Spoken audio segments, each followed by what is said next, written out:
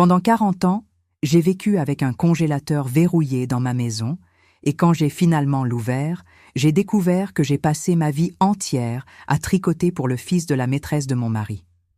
Mon nom est Lourdes, j'ai 76 ans. Je suis née ici, dans l'intérieur du Limousin, dans une petite ville où tout le monde connaît tout le monde, vous savez? J'ai passé toute ma vie ici, j'ai élevé ma fille ici, j'ai enterré mon mari ici. Et c'est ici même que je vais vous raconter l'histoire la plus douloureuse de ma vie. Une histoire que j'ai gardée verrouillée dans ma poitrine pendant 40 ans, tout comme ce congélateur est resté verrouillé dans la petite pièce du fond de ma maison. Avant de commencer à tout vous raconter correctement, je voudrais vous demander quelque chose, vous qui me regardez maintenant. Si vous le pouvez, cliquez sur le bouton « J'aime cette vidéo ». Inscrivez-vous à la chaîne, car j'ai beaucoup de choses à vous raconter encore, beaucoup d'histoires de vie qui peuvent aider quelqu'un. Et dites-moi dans les commentaires d'où vous regardez. Je suis très heureuse de savoir qu'il y a des gens de partout en France qui m'écoutent. Cela me donne la force de continuer à raconter ces histoires qui font tellement mal, mais qui doivent être contées. Bon, allons-y. Je dois revenir dans le temps pour que vous compreniez tout correctement. Je dois revenir à l'année 1967. J'avais 18 ans. J'étais une jeune fille mince, aux cheveux longs tressés, qui aidait ma mère à s'occuper de mes 5 frères plus jeunes. À cette époque, une jeune fille pauvre de l'intérieur n'avait pas beaucoup de choix dans la vie, vous savez. On grandissait en aidant à la maison, en apprenant à cuisiner, à laver, à repasser, à coudre. Ma mère m'a enseigné à tricoter dès l'âge de 10 ans. Elle disait qu'une femme qui savait tricoter ne serait jamais affamée, parce qu'elle aurait toujours un moyen de gagner un peu d'argent. Et elle avait raison, mais elle n'imaginait pas que ce don qu'elle m'avait donné serait utilisé d'une manière si cruelle. C'est en mars 1967 que j'ai rencontré Amilcar. Il était mécanicien, travaillait dans un atelier dans la ville voisine, avait 21 ans. Il était grand, brun, homme de peu de paroles. Mon père connaissait son père depuis l'époque. Ils avaient travaillé ensemble dans une ferme. Un jour, mon père est rentré à la maison et a dit comme ça « Lourdes, vous allez vous marier avec le fils de Géraldo. Il est travailleur, il a une profession, il prendra bien soin de vous. Tout simplement. » À cette époque, c'est comme ça que les choses fonctionnaient. Le père décidait, la fille obéissait. Je ne connaissais même pas vraiment Amilcar. On s'était vus environ 3 fois avant le mariage. Il venait chez moi, s'asseyait au salon, discutait avec mon père pendant que je servais le café. Il me regardait à peine. J'avais peur de lui, pour être honnête. Il était très sérieux, très fermé. Mais je ne pouvais pas dire non. Une jeune fille de 18 ans ne disait pas non à son père à cette époque. On s'est mariés en juillet 1967. C'était un mariage simple à l'église de la ville. J'ai porté une robe blanche que ma mère avait cousue. Amilcar portait un costume emprunté. Il y a eu une petite fête chez mes parents, avec un gâteau, de la limonade, quelques petits gâteaux. Et en fin d'après-midi, Amilcar m'a mené à la petite maison qu'il avait louée dans la ville où il travaillait. Je me souviens avoir pleuré toute la nuit. J'ai pleuré de nostalgie pour ma mère, mes frères, ma maison. J'ai pleuré de peur de ce que ma vie allait devenir. Amilcar ne m'a pas consolée. Il a dormi dos à moi sans dire une parole. Les premières années de mariage ont été difficiles. Amilcar travaillait toute la journée à l'atelier, rentrait tard le soir, fatigué, couvert de graisse, parlait à peine avec moi, dînait, prenait un bain et allait dormir. Les fins de semaine, il sortait avec ses amis pour jouer aux cartes, boire une bière. Je restais à la maison seule. Je ne connaissais personne dans cette ville. Je n'avais pas d'amis, pas de famille à proximité. C'était juste moi, la maison et le silence. J'ai commencé à tricoter pour passer le temps. Je faisais de petits napperons, des torchons, ces sortes de choses. Une voisine en a vu un et m'a commandé une couverture pour sa fille qui allait se marier. Puis une autre personne m'a commandé un petit gilet pour bébé et ainsi j'ai commencé à avoir des clients. L'argent que je gagnais en tricotant aidait avec les dépenses de la maison. Amilcar ne s'en plaignait jamais. En fait, il aimait bien, parce que comme ça, je restais tranquille, occupée, et ne lui cassais pas les oreilles. En 1972, je suis tombée enceinte. C'était la seule fois que j'ai vu Amilcar montrer de l'émotion. Il était heureux. Ce n'était pas ce bonheur exubérant, mais on voyait bien qu'il voulait cet enfant. Notre fille est née en janvier 1973. On l'a appelée Thérèse. Elle était toute petite, rousse comme ma mère, avec de petits yeux verts qui brillaient. Quand Thérèse est née, j'ai pensé que les choses s'amélioreraient entre Amilcar et moi. J'ai pensé que nous serions plus proches, qu'il serait plus affectueux, mais ce n'était pas le cas. Il restait pareil. Il travaillait, rentrait, dînait, dormait, et les fins de semaine, il sortait. La différence, c'est que maintenant j'avais Thérèse pour me tenir compagnie, et je me suis accrochée à cette fille comme si elle était ma planche de salut. J'ai mis tout l'amour que j'avais en moi dans cet enfant. Les années ont passé, Thérèse a grandi, je continuais à tricoter. Les commandes augmentaient. Je suis devenue connue dans la ville comme la jeune fille du tricot. Les gens venaient chez moi, commandèrent des pièces, je les faisais, les livrais et je recevais le paiement. C'était comme ça que je passais mes journées, à tricoter et à prendre soin de ma fille. Amilcar restait le même homme fermé, distant, homme de peu de paroles. Mais je m'y suis habituée. J'ai appris à vivre avec ce silence. J'ai appris à ne pas attendre de tendresse de lui. J'ai appris à ne rien attendre. En réalité, j'avais Thérèse, j'avais mon tricot, j'avais ma routine, et j'ai pensé que c'était ça que le mariage était. J'ai pensé que toutes les femmes mariées vivaient ainsi, dans le silence, dans la solitude, faisant ce qui devait être fait. C'est en 1985 que tout a changé. Ou plutôt, c'est en 1985 que a commencé la partie de l'histoire qui vient seulement de se terminer maintenant, 40 ans plus tard. C'était un samedi matin. Je me souviens que c'était octobre parce qu'il commençait à faire plus chaud. J'étais dans la cour en train d'étendre le linge sur la corde quand j'ai entendu un bruit de camion devant la maison. Je suis allée voir. Il y avait un vieux petit camion stationné dans la rue et Amilcar était là en train de discuter avec un homme. Ils deux déchargeaient quelque chose de gros recouvert d'une bâche. Amilcar m'a vu à la porte et a crié « Lourde, ouvre le portail, je vais entrer avec quelque chose. » J'ai ouvert le portail. Les deux hommes ont porté cette chose lourde, ont traversé le salon, sont allés à la petite pièce du fond. C'était une petite chambre qu'on utilisait pour stocker les vieilles affaires, les outils, ces sortes de choses. Quand ils ont enlevé la bâche, j'ai vu ce que c'était, un congélateur. Un de ces congélateurs horizontaux, gros, blanc, sauf que celui-ci était vieux, rouillé sur les côtés, avec le couvercle bosselé dans un coin. Amilcar a payé l'homme. Il est parti. Je suis restée là, regardant ce congélateur. Amilcar l'a branché. Le moteur a commencé à ronronner. Ce bruit fort, continu. Ensuite, il m'a regardé avec une expression que je n'avais jamais vue. C'était un mélange de colère et de peur. Et il a dit comme ça, bien lentement, bien sérieusement, lourde, fais attention à ce que je vais dire. Ce congélateur ici, c'est le mien. Je vais garder des choses à moi dedans. Des outils, des pièces de l'atelier, ces sortes de choses. Vous ne devez jamais, sous aucun prétexte, ouvrir ce congélateur, c'est clair? Jamais.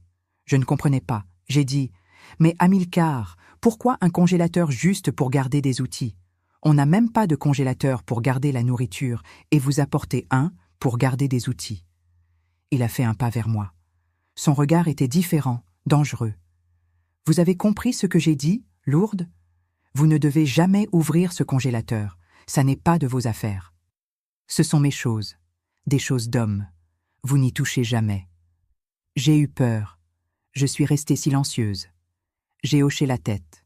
Il a quitté la petite pièce, est revenu avec un gros cadenas de portail et a verrouillé le couvercle du congélateur. Il a mis la clé dans la poche de son pantalon.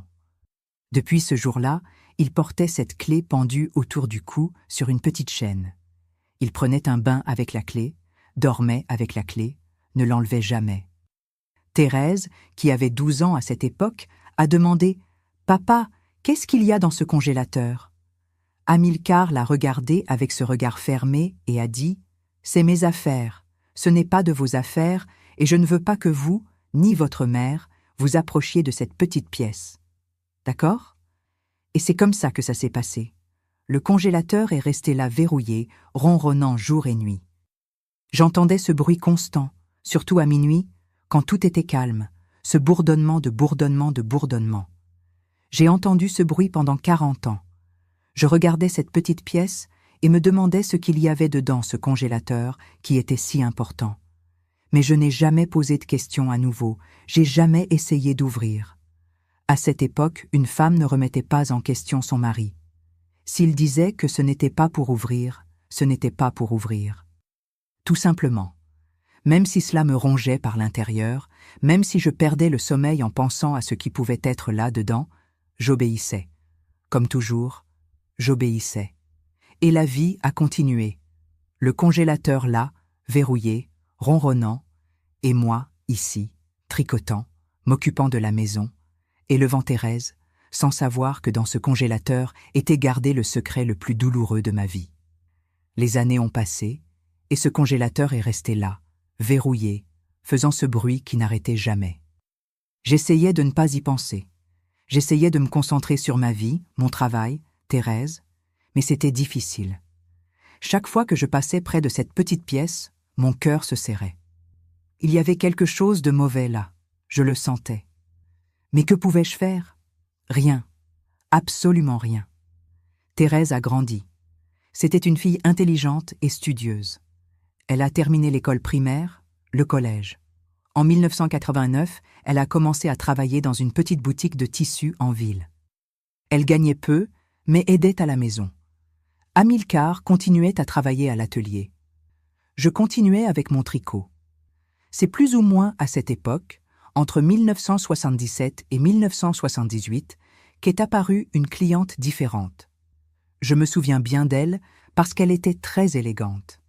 Dans une petite ville de l'intérieur, où les femmes portèrent des robes simples en coton, des tongs, elle apparaissait toujours bien habillée. Elle portait une jupe à la hauteur du genou, un chemisier en beau tissu, des chaussures à talons bas. Ses cheveux étaient toujours peignés, attachés dans un chignon. Elle portait du rouge à lèvres rouge, quelque chose que presque personne ne portait par ici à cette époque. Son nom était Josepha. Elle a frappé à ma porte un après-midi de mardi. Je tricotais une couverture commandée par mon amie Géralda, ma voisine.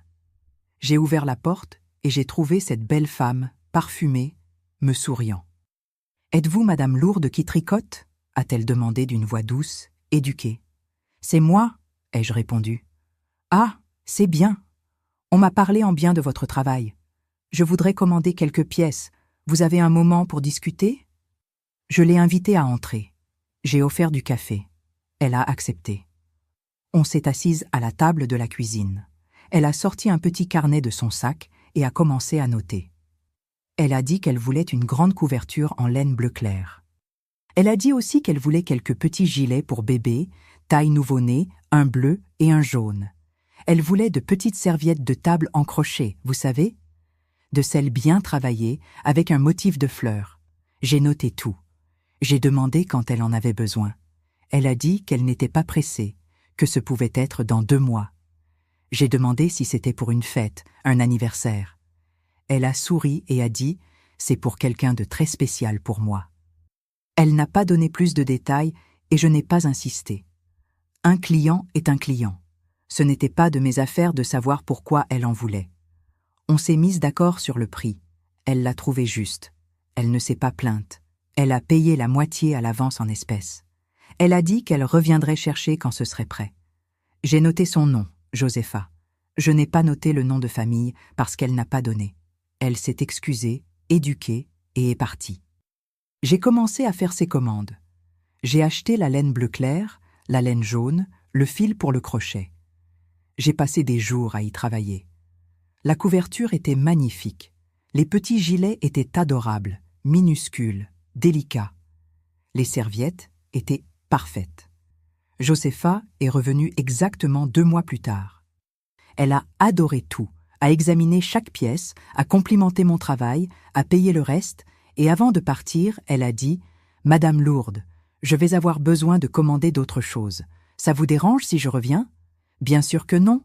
Revenez quand vous en aurez besoin, » ai-je répondu. Et elle est revenue. Elle est revenue plusieurs fois.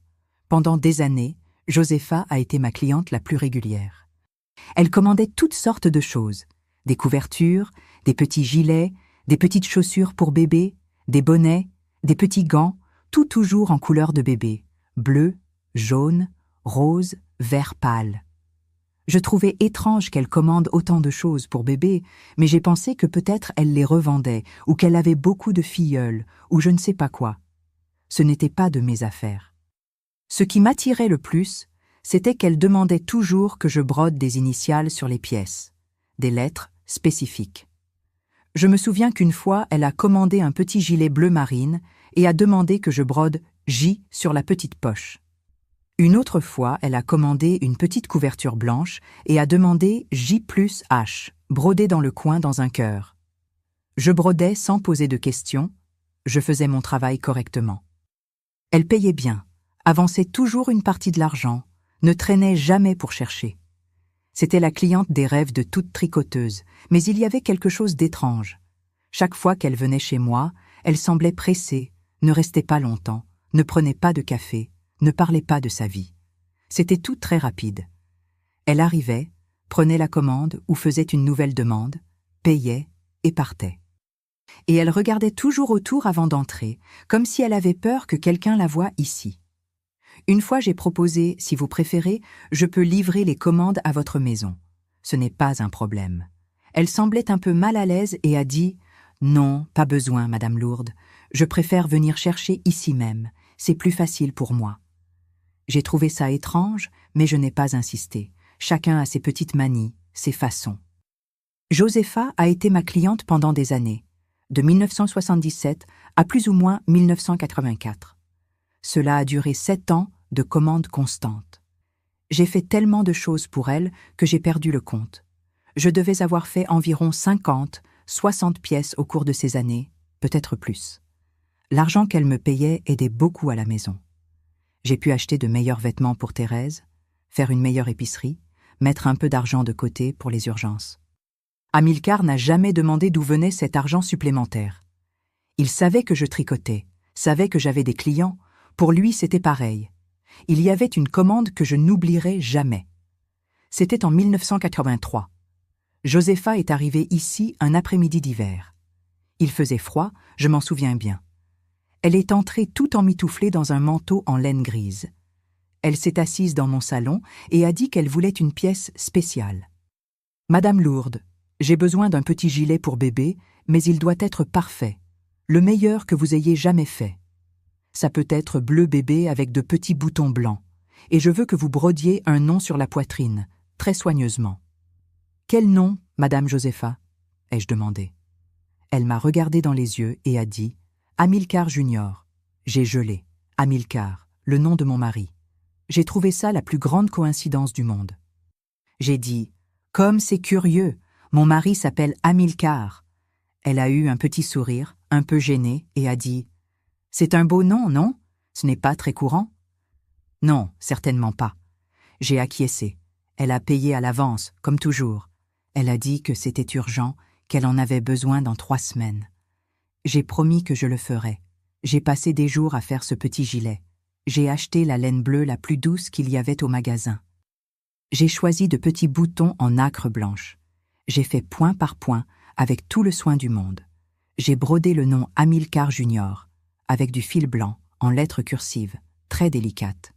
C'était magnifique. C'était l'une des plus belles pièces que j'ai jamais faites de ma vie. Quand Josepha est venue le chercher, elle a tenu le petit gilet avec tellement de tendresse qu'il semblait qu'elle tenait quelque chose de sacré. Ses yeux brillaient. Elle a passé sa main sur la broderie lentement, comme si elle caressait. « C'est parfait, Madame Lourde. »« Parfait. Merci beaucoup, » a-t-elle dit, la voix étranglée. J'ai souri. J'aimais quand mes clients étaient heureux de mon travail. Elle a payé le reste, a rangé le petit gilet dans un sac avec tout le soin et est partie. J'ai pensé que ce devait être pour un petit-fils, un neveu, une enfant très spéciale pour elle. Jamais l'idée de la vérité ne m'est venue. Après cette commande, Josepha est revenue encore 2 ou 3 fois, toujours commandant des pièces pour bébé, toujours demandant de broder des initiales, toujours pressée, toujours un peu soupçonneuse, et moi, toujours faisant mon travail correctement, sans poser de questions. Jusqu'en 1984, elle a arrêté de venir, simplement arrêté. J'ai attendu. J'ai pensé qu'elle voyageait, qu'elle était occupée, mais 1 mois est passé, 2 mois, 6 mois, 1 an.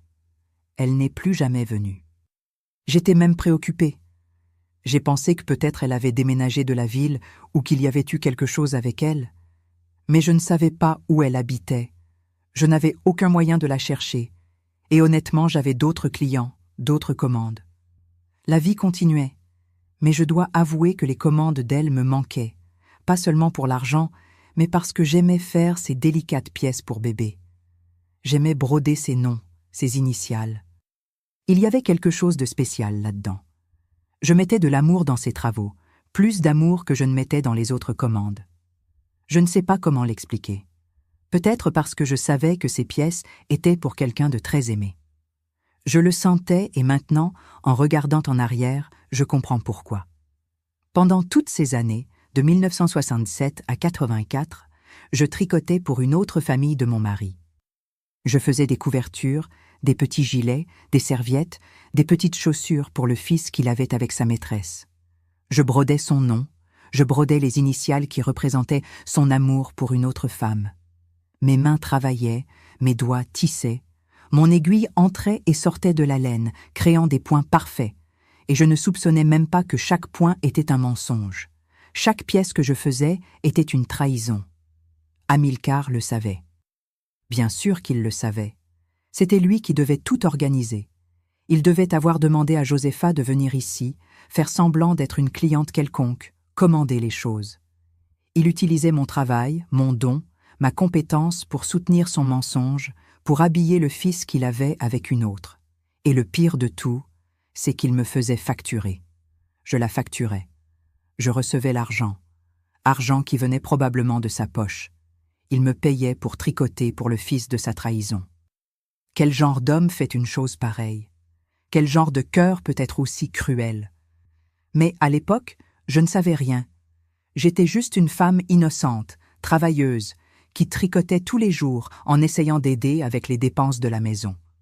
Une femme qui se levait tôt, préparait le café, prenait soin de sa fille, lavait le linge, repassait, cuisinait et aux heures creuses, prenait l'aiguille et la laine et tricotait. Je tricotais pour des clients que je ne connaissais même pas bien. Je tricotais parce que c'était ce que je savais faire. Je me souviens qu'une nuit, ce devait être en 1982, je tricotais une couverture bleue pour Josefa. C'était tard, tout le monde dormait. Amilcar, Thérèse, seulement moi éveillé au salon, avec la faible lumière de la lampe faisait mon travail. Et de la petite pièce du fond venait ce bruit constant du congélateur. Bourdonnement, bourdonnement, ce moteur qui n'arrêtait jamais. J'ai regardé vers le couloir, en direction de cette petite pièce, et j'ai pensé, qu'est-ce qu'il peut y avoir là-dedans? Pourquoi ne me laisse-t-il pas ouvrir? Et dans ma tête passaient 1000 possibilités. J'ai pensé que ça pouvait être de l'argent caché. J'ai pensé que ça pouvait être quelque chose de volé. J'ai pensé que ça pouvait être une arme, de la drogue, je ne sais pas. Mais jamais, jamais l'idée ne m'a traversé que dans ce congélateur étaient gardées les preuves de sa trahison, les preuves d'une vie double qu'il menait depuis des années. Je suis revenue à tricoter. Mes doigts se mouvaient automatiquement. Point envers, point tricot. Point envers, point tricot. Et cette couverture grandissait dans mes mains, bleu clair, douce, chaude, faite avec tout le soin du monde, faite pour le fils que je ne savais pas qui existait. La vie a passé lentement, comme la vie passe dans l'intérieur. Les jours étaient tous pareils. Je me levais tôt, faisais le café, m'occupais de la maison, faisais mon tricot. Amilcar continuait à travailler à l'atelier. Thérèse a grandi, a eu un petit ami, un beau garçon appelé Valdemar. Ils ont fréquenté pendant 3 ans et se sont mariés en 1992. C'était un beau mariage, simple, mais beau. Elle est allée vivre avec lui dans une petite maison de l'autre côté de la ville. Je suis restée seule avec Amilcar, juste nous deux dans cette maison qui soudainement semblait énorme et vide. Thérèse trouvait toujours un moyen de venir me visiter 2-3 fois par semaine. Elle savait que je restais seule toute la journée, mais la solitude pesait quand même. Je passais des heures et des heures sans parler avec personne. Amilcar rentrait du travail de plus en plus tard, parfois seulement à 8-9 heures du soir. Il dînait et allait dormir. Il ne demandait même pas comment s'était passée ma journée. Je continuais mon tricot. Les commandes ont diminué avec le temps. Les jeunes gens ne voulaient plus de ces choses de tricot, de crochet. Ils voulaient des vêtements achetés en magasin.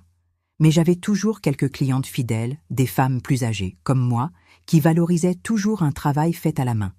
Josepha ne s'est plus jamais présentée. Je pensais à elle de temps en temps. S'était-elle déménagée? Était-elle morte? Impossible à savoir.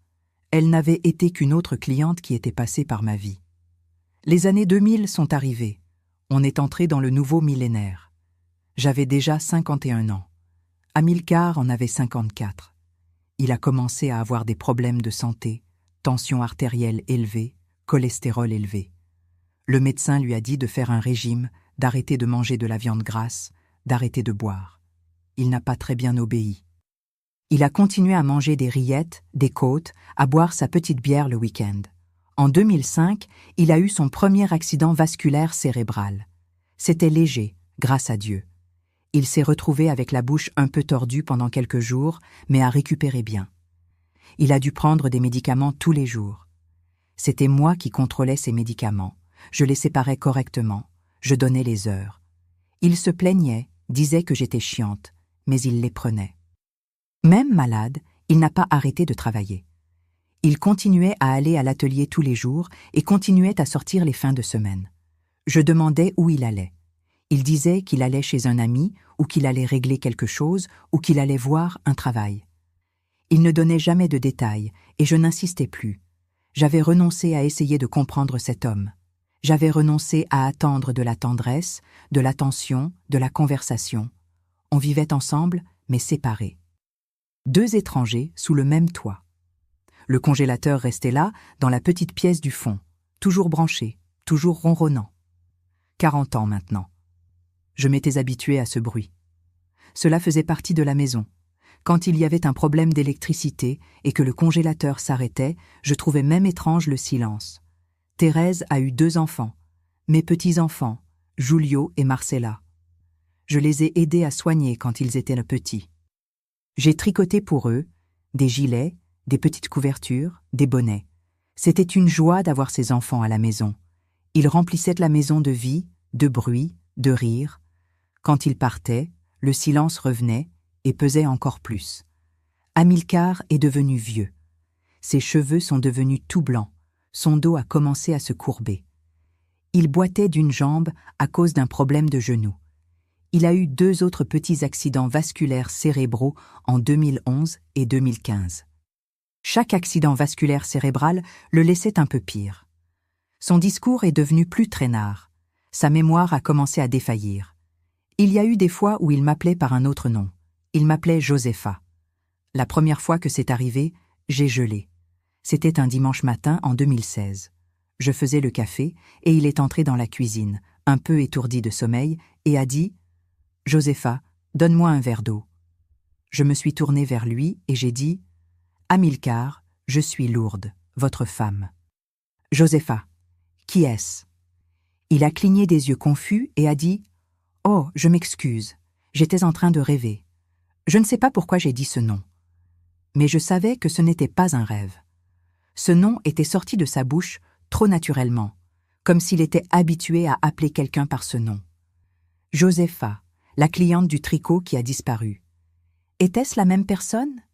Ça ne pouvait pas être une coïncidence? Ça pouvait l'être.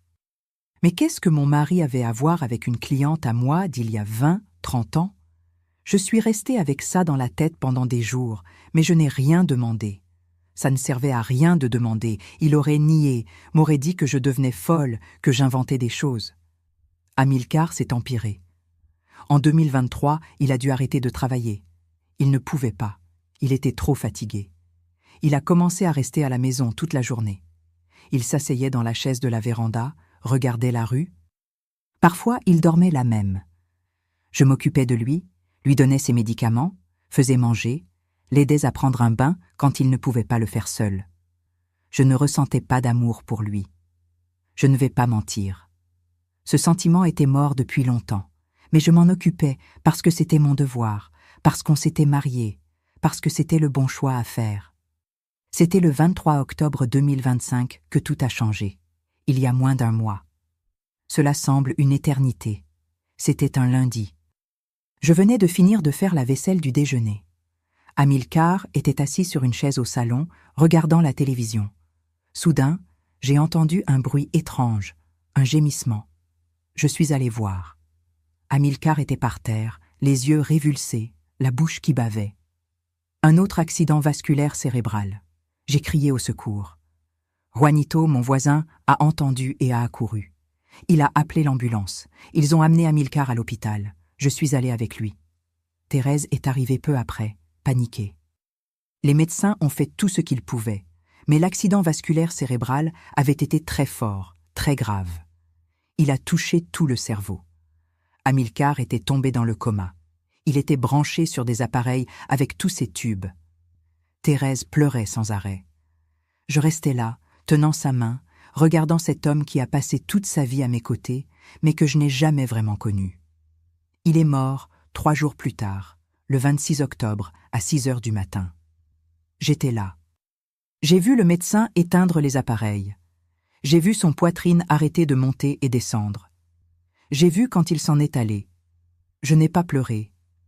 Je sais que ça semble étrange, mais je n'ai pas pleuré. Je pense que j'avais déjà pleuré tout ce que j'avais à pleurer au cours de ces 58 ans de mariage. Il n'y avait plus de larmes. L'enterrement a eu lieu le jour suivant. Beaucoup de gens sont venus, des collègues de l'atelier, des voisins, des parents éloignés, tout le monde disant qu'il était un homme travailleur, honnête, de bien. Je restais là à écouter ça et pensais « Vous ne connaissez pas l'Amilcar que j'ai connu. Vous n'avez pas vécu avec son silence, sa froideur, ses secrets. » Après l'enterrement est venue la veillée funèbre chez moi, comme c'est la coutume ici. Les gens ont apporté manger, du café, un gâteau. Ils sont restés tard à discuter, à se remémorer des histoires. Je voulais juste que tout le monde s'en aille. Je voulais rester seule. Je voulais du silence. Quand finalement tout le monde est parti, c'était presque minuit. Thérèse a voulu rester avec moi, mais j'ai dit que ce n'était pas nécessaire, que je me sentais bien. Elle est allée chez elle. Je suis restée seule. J'ai marché dans la maison vide. J'ai regardé la chaise où Amilcar s'asseyait, le lit où il dormait, les vêtements suspendus dans l'armoire, et j'ai ressenti quelque chose d'étrange. Ce n'était pas de la tristesse, c'était du soulagement. Un énorme soulagement d'être enfin libre de cet homme. Et puis mes yeux se sont tournés vers le couloir, vers la petite pièce du fond, vers ce lieu interdit pendant 40 ans. 40 ans. J'ai marché jusqu'à là lentement, le cœur battant fort. J'ai ouvert la porte de la petite pièce. La lumière était grillée.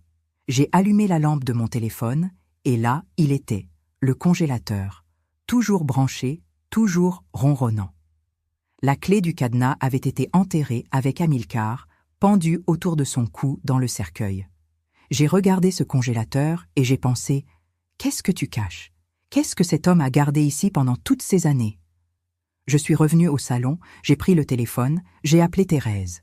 C'était presque 1 heure du matin, mais je m'en fichais.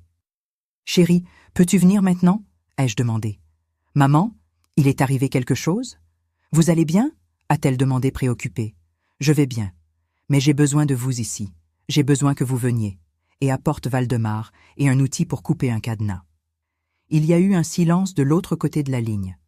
Ensuite, elle a dit « Vous allez ouvrir le congélateur ?» « Oui. Après 40 ans, je vais découvrir ce que votre père cachait. » 1 demi-heure plus tard, Thérèse et Valdemar sont arrivés. Elle m'a embrassée, a demandé si j'étais sûre. J'ai dit que oui, que j'avais besoin de savoir, que je méritais de savoir. On est allés tous les 3 à la petite pièce du fond. Valdemar avait apporté un gros outil, approprié pour couper du métal. Il l'a positionné sur la boucle du cadenas, m'a regardé. « Madame Lourdes, vous êtes sûre ?» J'ai pris une profonde respiration. 40 ans. 40 ans j'ai attendu ce moment sans savoir que j'attendais. « Coupe », ai-je dit. Il a poussé. Le métal a grincé 1 fois, 2 fois. À la 3e, le cadenas s'est cassé en 2 et est tombé par terre avec un bruit sec. Thérèse a tenu ma main. Elle tremblait. Ou c'était moi qui tremblais? Je ne sais pas. Je me suis approchée du congélateur. J'ai mis les mains sur le couvercle. Ce couvercle qui avait été fermé pendant 40 ans. ce couvercle qui gardait les secrets d'un homme qui ne m'a jamais vraiment aimé. J'ai soulevé, et ce que j'ai vu là-dedans a tout changé, tout détruit, tout expliqué. La première chose que j'ai vue étaient des sacs en plastique, ces gros sacs transparents qu'on utilisait pour garder des choses dans le congélateur autrefois. Il y en avait beaucoup empilés l'un sur l'autre, organisés avec soin. Le froid qui sortait du congélateur m'a frappé le visage. 40 ans allumés. 40 ans congelant ce qu'il y avait là-dedans. J'ai tendu la main en tremblant. J'ai pris le premier sac en plastique. C'était léger. Il y avait quelque chose de doux dedans. J'ai ouvert lentement et quand j'ai vu ce que c'était, mes jambes ont presque failli. C'était du tricot. C'était une couverture de bébé bleu clair, de celle que j'avais l'habitude de faire. Le point était parfait. J'ai reconnu tout de suite. C'était mon travail, ma main, mon tricot. « Maman, qu'est-ce que c'est ?» a demandé Thérèse, s'approchant. Je ne pouvais pas répondre. J'ai pris un autre sac en plastique, j'ai ouvert. C'était un petit gilet jaune pour bébé, aussi fait par moi, aussi parfait. Les petits boutons brillaient encore comme s'ils étaient neufs. J'ai pris un autre, et un autre, et un autre. Chaque sac que j'ouvrais contenait une pièce de tricot. Des couvertures, des petits gilets, des petites chaussures, des petites serviettes, des bonnets, des petits gants, tout fait à la main, tout fait par moi. Je reconnaissais chaque point, chaque détail. C'était de mes travaux que j'avais faits il y a des décennies. « Maman, je ne comprends pas pourquoi papa a gardé vos tricots dans le congélateur » a demandé Thérèse confuse. J'ai pris un petit gilet bleu marine, l'ai tourné pour mieux voir, et puis j'ai vu. Brodé sur la petite poche avec du fil blanc en lettres cursives, c'était écrit « Amilcar ». Mon cœur s'est arrêté. J'ai pris une couverture blanche qui était dessous. Dans le coin, brodé dans un cœur, c'était J+H. Mes mains ont commencé à trembler sans contrôle. Je connaissais ces broderies. Je les avais faites moi-même. J'avais brodé ces initiales. J'avais brodé ces noms. C'étaient les commandes de Josepha, la cliente qui a disparu. « Maman, qu'est-ce que ces lettres signifient ?» a demandé Valdemar. Je n'ai pas répondu.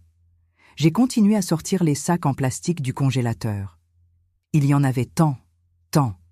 Il devait y avoir 50, 60 pièces là-dedans, peut-être plus. Toutes les commandes que j'avais faites pour Josepha au cours de ces 7 années étaient là. Tous.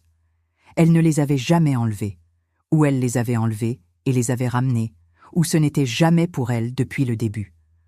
Au fond du congélateur, sous tous les sacs de tricot, il y avait une boîte de chaussures, vieille, décolorée. Je l'ai prise avec les 2 mains, c'était lourd. J'ai enlevé le couvercle. À l'intérieur, il y avait des photographies, beaucoup de photographies, toutes anciennes, de celles développées sur papier photographique, avec les bords blancs. J'ai pris la première photo. C'était Amilcar, plus jeune, devait avoir une 30aine et quelques années. Il souriait. Je le reconnaissais à peine en train de sourire comme ça. Je n'avais jamais vu Amilcar sourire ainsi pour moi. À côté de lui, il y avait une femme, belle, élégante, cheveux attachés dans un chignon, rouge à lèvres rouges. C'était Josepha. Ils étaient embrassés. Sa main était sur sa taille. Elle était appuyée contre lui, heureuse. J'ai retourné la photo. Derrière, écrit au stylo bleu, c'était « Moi et mon amour ». 1970. 3 ans après que je me sois mariée avec Amilcar. J'ai pris une autre photo. Amilcar et Josepha de nouveau, cette fois lors d'un barbecue. Il y avait d'autres personnes sur la photo, mais ils deux étaient ensemble, l'un à côté de l'autre. Elle était enceinte, le ventre était déjà gros. Derrière la photo, c'était écrit « Barbecue chez eux ». 1973, la même année où ma fille est née. J'ai pris une autre photo, Amilcar tenant un bébé, un petit garçon enveloppé dans une couverture bleue. Amilcar regardait ce bébé avec un amour que je n'avais jamais vu qu'il montrait à personne, ni à Thérèse, ni à moi. Derrière la photo, c'était « Mon fils, ma fierté », 1973. J'ai commencé à trembler, tellement que Thérèse a dû tenir mon bras. « Maman, asseyez-vous, vous devez vous asseoir. » Mais je ne pouvais pas m'asseoir, je ne pouvais pas arrêter. J'ai continué à regarder les photos, une après l'autre. Amilcar avec Josepha à des fêtes, Amilcar avec le garçon dans ses bras. Amilcar enseignant au garçon à marcher. Amilcar à l'anniversaire du garçon. Amilcar, Josepha et le garçon dans un parc. Amilcar donnant un bain au garçon. Amilcar embrassé avec Josepha et le garçon dormant entre les deux. Une famille. Ils étaient une famille. Et sur toutes les photos, sur toutes, sans exception, Amilcar souriait, heureux, amoureux, présent. C'était un Amilcar que je ne connaissais pas, un Amilcar qui n'avait jamais existé pour moi. J'ai continué à chercher dans la boîte. Sous les photos, il y avait des documents. J'ai pris le premier, c'était un certificat de naissance. J'ai lu le nom Amilcar Fernandez Jr., né le 15 avril 1973. Père, Amilcar Fernandez. Mère, Josefa Aparecida Santos. Mon mari avait un autre fils, un fils 2 mois plus jeune que ma Thérèse, un fils qu'il avait avec une autre femme, un fils qu'il avait enregistré, un fils qu'il avait accepté. J'ai pris un autre document. C'était un reçu de loyer au nom d'Amilcar Fernandez. L'adresse était d'une maison dans la ville voisine.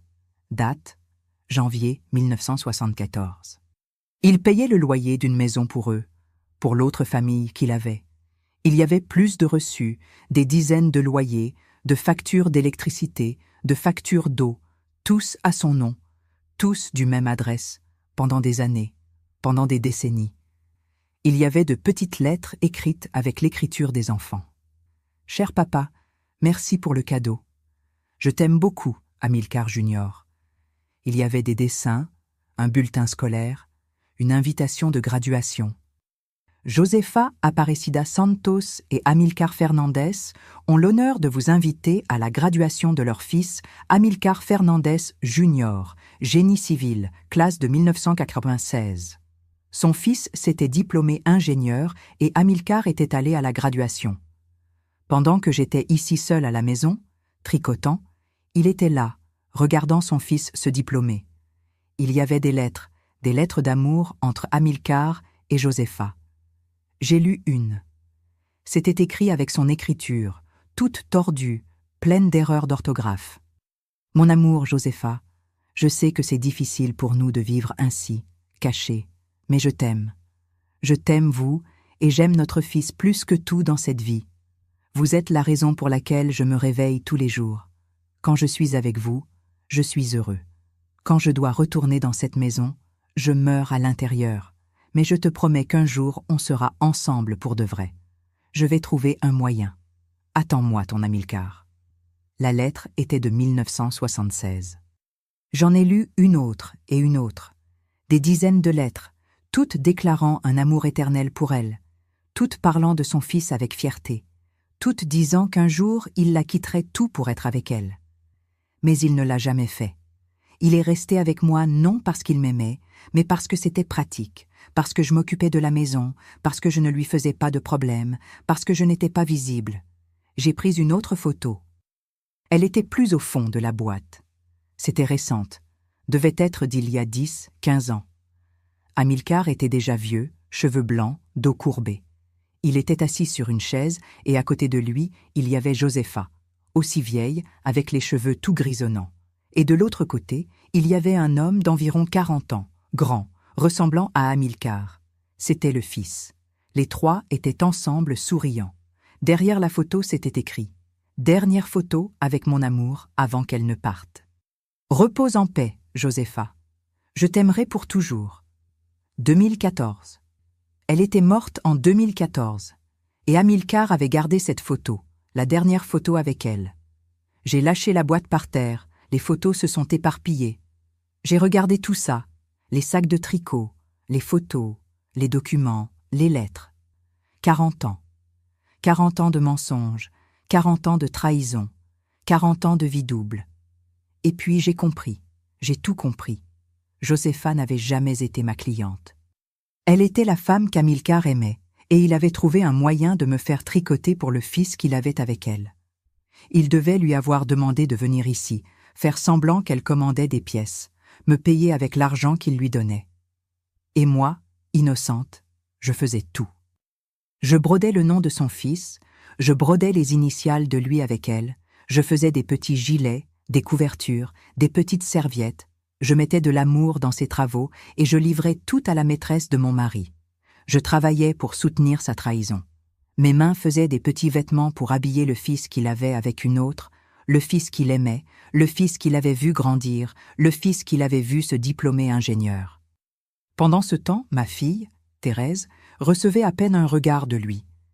Il n'a jamais été à une réunion parents-prof, n'a jamais l'aidé avec ses devoirs, n'a jamais joué avec elle, n'a jamais donné de tendresse, parce que tout son amour était réservé à l'autre fils, au fils qu'il avait avec la femme qu'il aimait vraiment. Et le pire de tout, le plus cruel de tout, il a gardé tout ça dans le congélateur. Il a gardé les petits vêtements que j'ai faits, les photos de lui heureux, les lettres d'amour, les documents. Il a gardé tout ça gelé pendant 40 ans.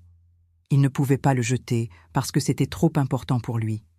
C'était l'épreuve de l'amour de sa vie, de son fils, de sa véritable famille, mais il ne pouvait pas non plus les laisser ailleurs parce que je pouvais les trouver. Alors il a tout verrouillé dans le congélateur, gelé, préservé pour toujours, et m'a interdit d'ouvrir, m'a menacé, m'a contrôlé. Pendant 40 ans. 40 ans j'ai entendu ce congélateur ronronner. 40 ans je me suis demandé ce qui était là-dedans. 40 ans j'ai vécu avec son secret verrouillé à quelques mètres de moi. « Maman !» La voix de Thérèse m'a ramenée. Elle pleurait, tenant l'une des photos, la photo d'Amilcar avec le garçon dans ses bras.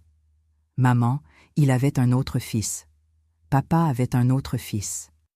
J'ai regardé ma fille, ma Thérèse, qui avait passé toute sa vie à essayer de conquérir l'amour d'un père qui ne l'avait jamais vraiment regardé, parce que son amour était tout investi ailleurs. Et puis, finalement, après ne pas avoir pleuré à la veillée funèbre, après ne pas avoir pleuré à l'enterrement, après 3 jours de tout garder, j'ai craqué. Je suis tombée à genoux par terre de cette petite pièce et j'ai pleuré. J'ai pleuré comme je n'avais jamais pleuré de ma vie. J'ai pleuré pour moi, la femme trahie, la femme utilisée, la femme invisible que j'ai été pendant 58 ans. J'ai pleuré pour Thérèse, la fille rejetée, la fille qui n'a jamais compris pourquoi le père était si froid. J'ai pleuré pour les années perdues, pour l'amour que je n'ai jamais reçu, pour la vie que je n'ai jamais eue. J'ai pleuré jusqu'à ne plus avoir de larmes, jusqu'à ne plus avoir de voix, jusqu'à ne plus avoir de force. Et quand j'ai finalement arrêté, quand j'ai finalement pu respirer à nouveau, j'ai regardé ce congélateur vide et j'ai pensé « Maintenant je sais tout ». Mais est-ce que je voulais savoir? J'ai passé 3 jours sans quitter cette petite pièce du fond. Thérèse a essayé de me convaincre d'aller à la chambre, de me reposer, de manger quelque chose, mais je ne pouvais pas bouger.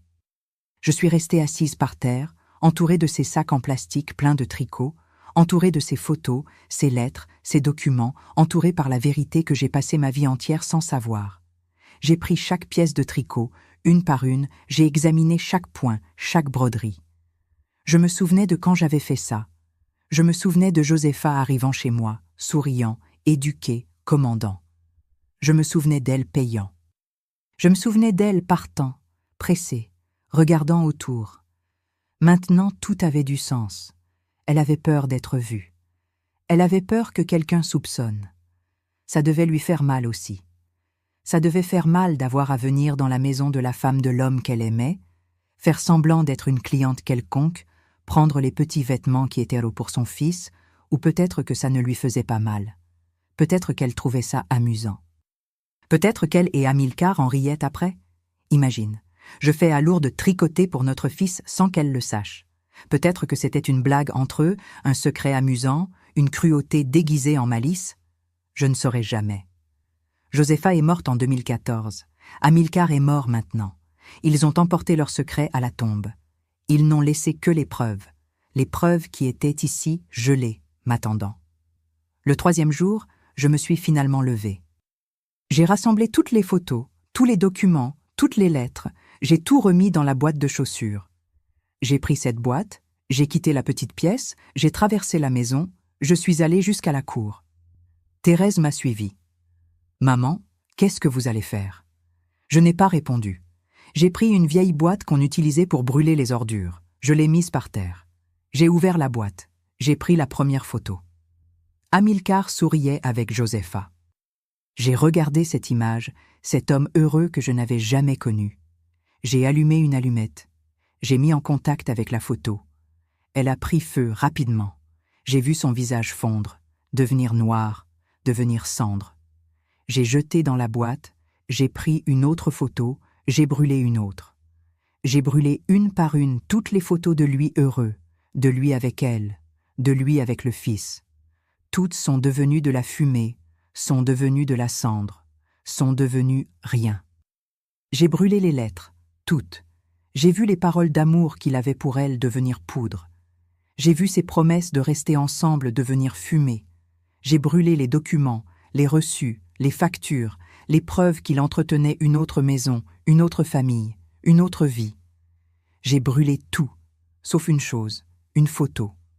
La photo du bébé, ce petit garçon enveloppé dans la couverture bleue, Amilcar Junior, avec le petit gilet bleu marine que j'avais fait avec HJ brodé sur la petite poche.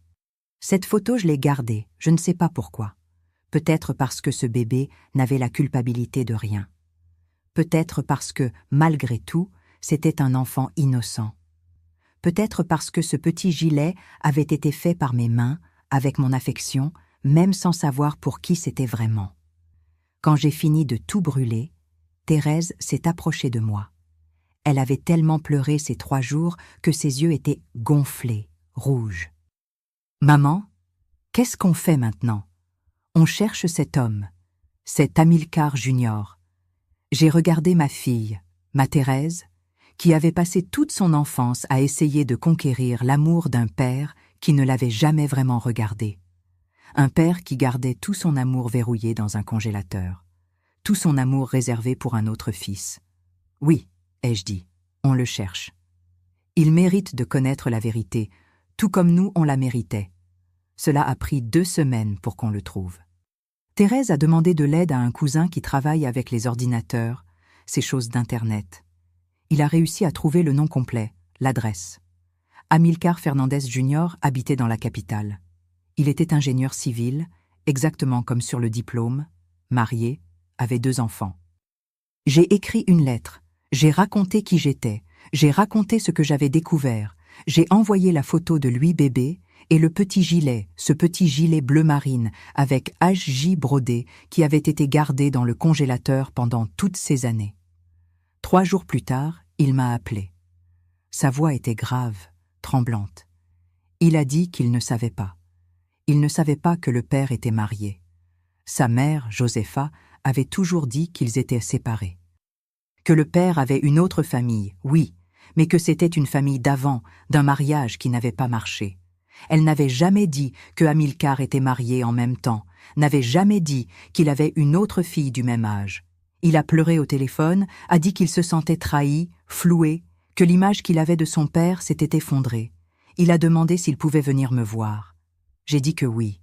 Il est venu le samedi suivant, est arrivé en voiture tôt le matin. C'était un homme grand, fort, avec des lunettes, ressemblant à Amilcar, mais avec le sourire de sa mère. Ce sourire que je me souvenais de Josepha quand elle venait commander du tricot. On s'est assis au salon, moi, lui, Thérèse. C'était étrange, très étrange. On était demi-frères et sœurs, mais ne s'étions jamais vus auparavant. On ne savait jamais l'un de l'autre. Il a tenu le petit gilet bleu marine dans ses mains, a passé ses doigts sur la broderie. « C'est vous qui avez fait ça ?» a-t-il demandé. « Oui, en 1983. Votre mère a commandé, sauf que je ne savais pas que c'était votre vraie mère. Je pensais que c'était juste une autre cliente. » Il m'a regardé avec les yeux pleins d'eau. « Vous avez brodé mon nom sans savoir que c'était pour moi. » Je l'ai fait. J'ai brodé avec tout l'amour du monde, parce que c'était comme ça que je faisais mon travail, avec amour, même sans savoir pour qui c'était. Il a commencé à pleurer. Et moi aussi. Et Thérèse aussi. Les 3 assis là, pleurant ensemble, pleurant pour les mensonges, pour les vies séparées, pour le père qui n'avait jamais été honnête avec personne. On a discuté pendant des heures. Il m'a raconté comment était sa vie. Il a dit que le père venait tous les jours, passait les week-ends avec lui et avec sa mère, venait à tous ses matchs de football quand il était enfant, à toutes les fêtes, à toutes les réunions parents-profs, lui avait appris à faire du vélo, l'avait aidé à étudier pour l'examen d'entrée à l'université, avait pleuré de fierté quand il s'était diplômé ingénieur. Et pendant qu'il parlait, Je voyais Thérèse à côté de lui l'écouter parler d'un père, présent, affectueux, aimant, un père qu'elle n'avait jamais eu, le même homme. Deux vies complètement différentes. Quand Amilcar Junior est parti, il commençait déjà à faire sombre. Il m'a embrassé avant de partir, a dit qu'il était vraiment désolé, qu'il aurait aimé nous connaître avant, qu'il aurait aimé que les choses soient différentes. J'ai dit que ce n'était pas de sa faute, qu'il n'avait rien à voir avec les choix de son père. Après qu'il soit parti, Thérèse et moi, on s'est assises à la véranda en silence, regardant la rue vide, jusqu'à ce qu'elle parle très bas. « Maman, pourquoi le père aimait-il lui et pas nous ?» J'ai tenu sa main. Cette main que j'ai tenue tellement de fois quand elle était petite. Je ne sais pas, ma chérie. Je pense qu'on ne saura jamais ce qui se passait dans sa tête. Mais je sais une chose. L'amour qu'il n'a pas donné, je l'ai donné en double. Et vous avez grandi forte, travailleuse, honnête. Vous êtes une femme merveilleuse. Et ça n'était pas grâce à lui, c'était malgré lui. Elle a appuyé sa tête sur mon épaule et on s'est restés comme ça, embrassés, jusqu'à ce que la nuit tombe complètement. Les jours suivants, j'ai pris une décision. J'ai donné tous les tricots qui étaient dans le congélateur, toutes ces pièces que j'avais faites il y a tant d'années. Je les ai donnés à une crèche ici en ville, pour les enfants pauvres qui en avaient besoin. Ces couvertures, ces petits gilets, ces petites serviettes allaient enfin servir pour quelque chose de bon. Allaient réchauffer des enfants pour de vrai, allaient être utiles. Et le congélateur, ce congélateur maudit qui est resté 40 ans verrouillé, 40 ans gardant des secrets, 40 ans ronronnant dans ma maison, j'ai dit à Valdemar de l'emporter, de le donner, de le jeter. Je m'en fichais. Je ne voulais plus le voir, je ne voulais plus entendre ce bruit. Je ne voulais plus rien qui me rappelle Amilcar et ses mensonges. Quand le congélateur a quitté la maison, quand la petite pièce du fond s'est vidée, j'ai ressenti quelque chose que je n'avais jamais ressenti avant. De la légèreté, comme si un énorme poids avait quitté mes épaules, comme si je pouvais enfin respirer correctement après 58 ans de retenue du souffle. Aujourd'hui, 1 mois après tout ça, je suis assise ici sur ma chaise habituelle, avec mes aiguilles à tricoter à la main, en train de faire une couverture, mais cette fois, c'est différent. Cette fois, je la fais pour moi, pour me réchauffer lors des nuits froides, pour me tenir compagnie, pour occuper mes mains avec quelque chose qui est uniquement à moi. J'ai pardonné. Je n'ai pas pardonné à Amilcar. Je pense que je ne pardonnerai jamais ce qu'il a fait à moi, ce qu'il a fait à Thérèse. Les mensonges, la froideur, les années volées. Mais je me suis pardonné à moi-même d'avoir été naïve, de ne pas avoir eu de soupçons, d'avoir accepté ce mariage froid pendant tant de temps. Je me suis pardonné pour tout ça. Et savez-vous ce que j'ai appris de cette histoire entière ? J'ai appris qu'on peut passer sa vie entière à côté d'une personne et ne pas la connaître vraiment. J'ai appris qu'un secret gardé, c'est comme du poison. Ça va ronger de l'intérieur jusqu'à tout détruire. J'ai appris qu'un congélateur verrouillé va toujours avoir quelque chose qui ne devrait pas être là. Mais j'ai aussi appris qu'on est plus fort qu'on l'imagine, qu'on peut survivre à des découvertes terribles, qu'on peut se relever même quand tout s'effondre, que le pardon n'est pas à propos de l'autre personne, c'est à propos de soi-même, à propos de libérer le poids, à propos d'avancer. Aujourd'hui, j'ai 76 ans. Je suis veuve depuis 1 mois. J'ai découvert il y a 1 mois que mon mariage était un mensonge complet. Mais savez-vous quoi ? Je suis libre. Libre de l'homme qui ne m'a jamais aimé. Libre des secrets. Libre du congélateur qui ronronnait toutes les nuits. Libre de vivre le reste de ma vie de la façon que je veux.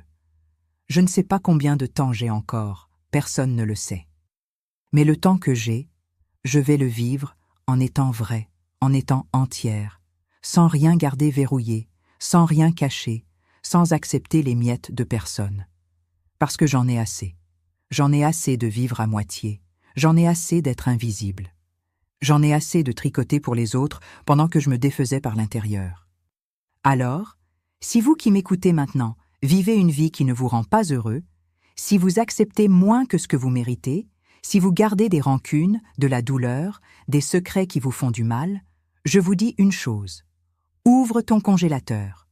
Peu importe ce qui est verrouillé dans votre vie. Ouvre-le. Affronte-le. Pleure si tu dois pleurer. Crie si tu dois crier. Casse si tu dois casser. Mais après, lève-toi et libère-toi. Parce que garder quelque chose de gelé en soi ne résout rien, ça gèle juste la douleur. Mais elle reste là intacte, préservée, attendant le jour où vous allez avoir le courage d'ouvrir et de regarder en face. J'ai attendu 40 ans. N'attendez pas autant que moi.